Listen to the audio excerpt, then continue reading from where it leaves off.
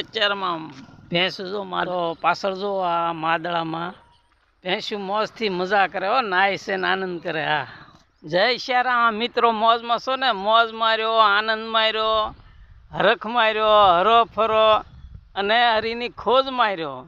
જય શ્યારામ. તો આજે આપણે છે ને આ મહુવા તાલુકાનું એક હનુમાન દાદાનું મંદિર પ્રખ્યાત છે. તો એનો નજારો ને એ જૂનવાણી મંદિર ને હનુમાન દાદાના હું દર્શન કરાવી. તો આગળના વિડીયોમાં બન્યા રહેજો. છેલ્લે તમને ખ્યાલ આવશે કે ક્યાં હનુમાન દાદા છે ને કયું ધામ છે, કેટલા પૌરાણિક છે. આ હાંધું હું તમને પાછળથી જણાવીશ, તો તમે વિડીયોમાં આગળ બન્યા રહેજો. જય શ્યારામ, જય શ્યારામ. તો જુઓ અહીંયા તમે નજરે જોઈ શકો છો કે આ નજારો, આ દ્રશ્યો આ બહુ જોરદાર છે હો ભાઈ. હા જુઓ, આવા નજારામાં આનંદ મંગલ અને મોજ થાય એવો આ જુઓ તમે, આ દ્રશ્યો નજારા જુઓ તમે, બહુ મસ્તીનું છે હો ભાઈ. આ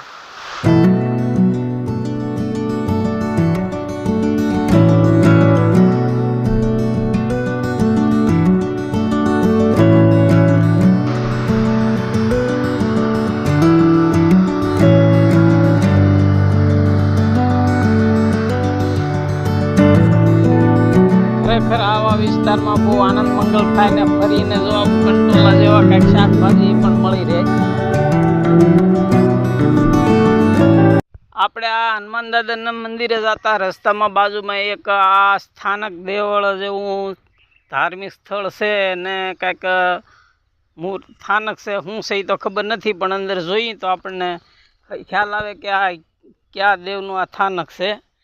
જોઈ શકો છો તમે. આ તો આપણને જોયામાં તો એવું લાગે છે કે આ શીતળાઈમાનું મંદિર લાગે.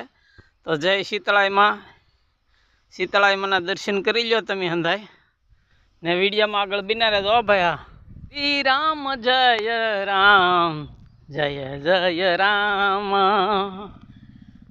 આ જોવાનું વાતાવરણ, આનો નજારો ને આ મોજ મસ્તી જોઈ શકો છો તમે. જુઓ, હા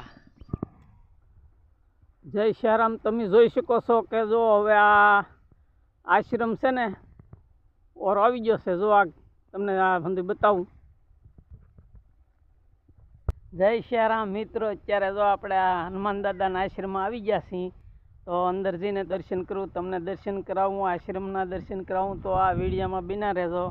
જય શ્યારામ. અંદર જઈએ આપણે હવે ગેટથી. જો તમે જોઈ શકો છો આવો કંઈક હંધો નજારો જોરદાર છે હો ભાઈ. હા, તો વિડીયોમાં બિના રહેજો.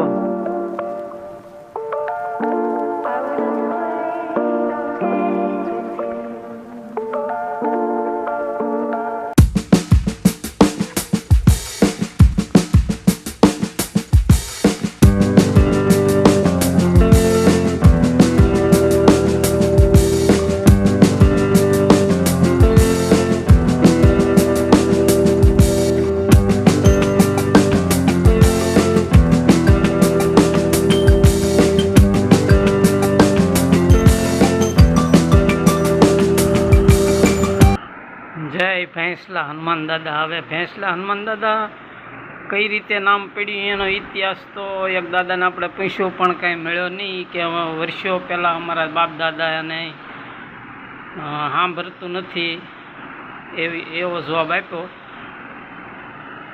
તો આ બહુ પુરાતન છે હો ભાઈ. હા, ઘણા વર્ષો પહેલાં. મિત્રો ભક્તજનો, તો આ જય ભેંસલા હનુમાન દાદાના દર્શન કરી લો. જય ભેંસલા હનુમાન દાદા.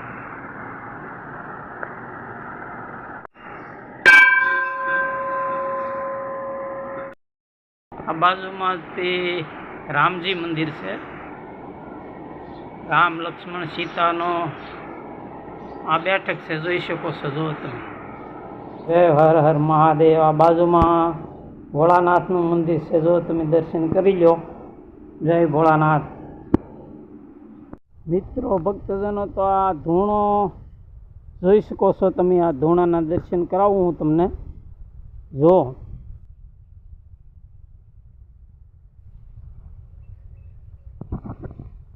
તમે જોઈ શકો છો. આ બાપુના દર્શન કરો. આ બાપુ પહેલાં અહીંયા ગાદીપતિ હતા. હા,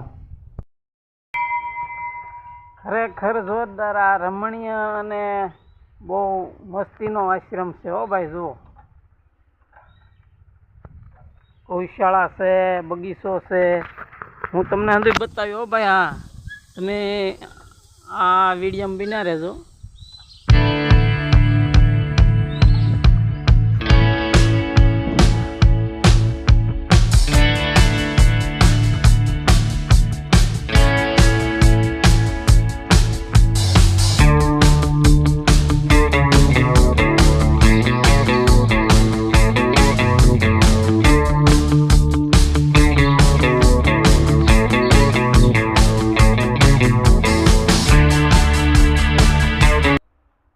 આ સારો કટિંગ કરવાનું મશીન છે. જો આ ગાયું ગૌશાળા છે હો ભાઈ. હા, જો પંખા ફરે છે માથે, જોઈ શકો છો તમે. જુઓ, જય સિયારામ તો જોઈ શકો છો. જો તમે આ મંદિરની પાછળ આ જગ્યા છે ને, આ નીરાવ બનાવવા માટે, ગાયુંની નીરાવ બનાવવા માટેની છે. જુઓ, આ બગીચામાં એ બેઠક આંધી મૂકેલું છે ને આ મહુવા તાલુકાના રેડી ગામમાં આવેલો છે.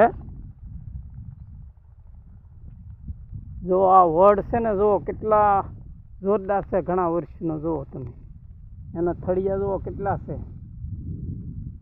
પુરાતન કાળના આ આશ્રમ બહુ જોરદાર છે. ઘણા વર્ષો પહેલાના આ જૂનવાણી. તો ધાર્મિક, સાંસ્કૃતિક અને સામાજિક આવા હંધાય હું પુરાતન ઘણા વર્ષો પહેલાંના હોય એવા હંધાય વિડીયો બનાવું છું. તો તમે આ હંધી દ્રશ્ય જૂનવાણી જોજો, નિહાળજો ને અમારા વિડીયોમાં બન્યા રહેજો ને આનંદ મંગળમાં તો રહેજો હો ભાઈ. હા, આ મનુષ્ય દેહ માન મળ્યો છે. હા, એ ક્યારે મળશે કોને ખબર.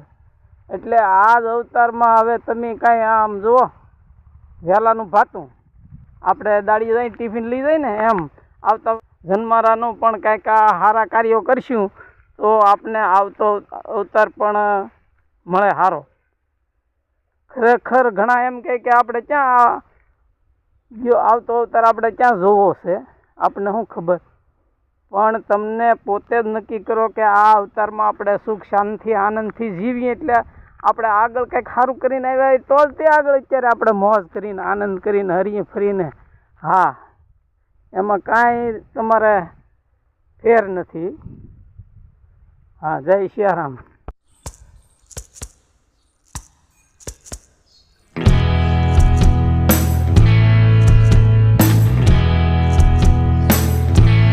જય સિયારામ, જય સિયારામ, જય સિયારામ. તો આ પૌરાણિક હનુમાન દાદાનું આ ધામ મંદિર તમને કેવું લાગ્યું એ મને કોમેન્ટમાં જય સિયારામ લખીને જણાવશો. હા, તો અત્યારે આ બ્લોગ પૂરો કરું છું. ફરી પાછા આપણે મળીશું એક નવા બ્લોગમાં. ત્યાં સુધી જય સિયારામ.